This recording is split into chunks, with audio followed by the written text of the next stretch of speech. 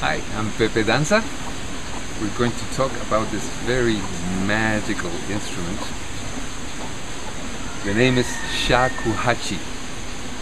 Very ancient instrument. Probably they trace its origins all the way back to Egypt, through China and into Japan.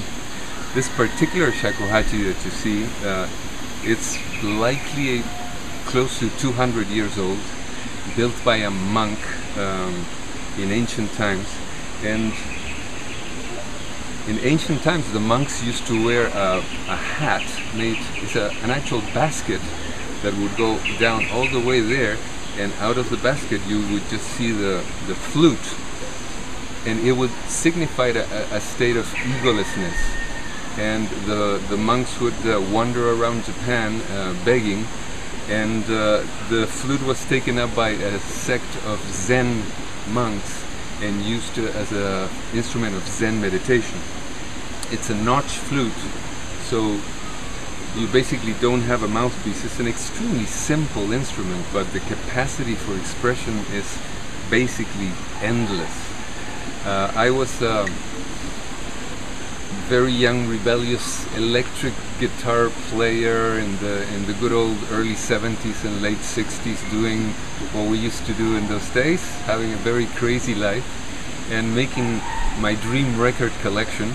And in one record store one day I found this album, which I still highly recommend. It's called Music for Zen Meditation, and it was a shakuhachi album. Well, that experience changed my life. I literally, a month later, I was selling all my gear. I was living in the States. I sold everything.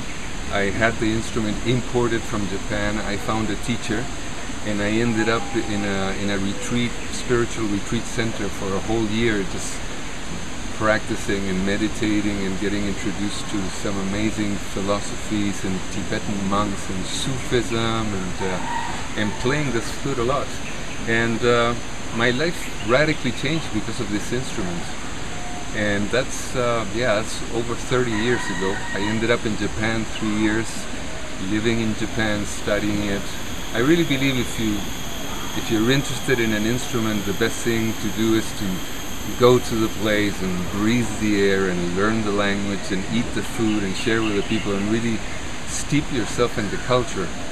However, part of my philosophy is that you will never be a Japanese, right? And it's silly to pretend that you can ever be a person who was born in that culture and just got this since they were little.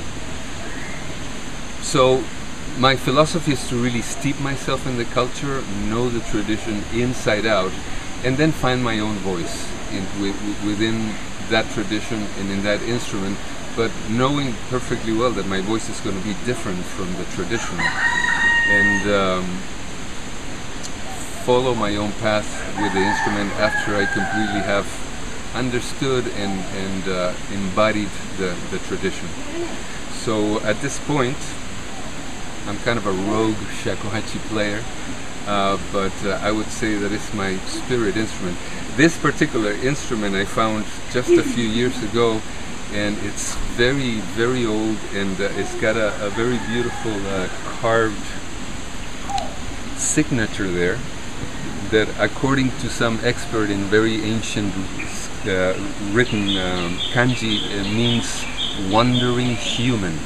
So that's the name of the flute, the Wandering Human Flute. And even though I have a fairly large collection of Japanese flutes, this is my soul instrument. So I hope you enjoy it.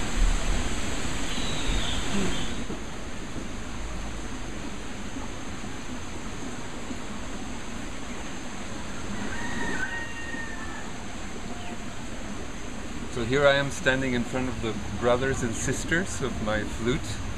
This flute is made out of a very specific type of bamboo called madake. So it's very different from this bamboo, but bamboo is an amazing, amazing plant and very sacred to many cultures. So it's a perfect place for playing shakuhachi.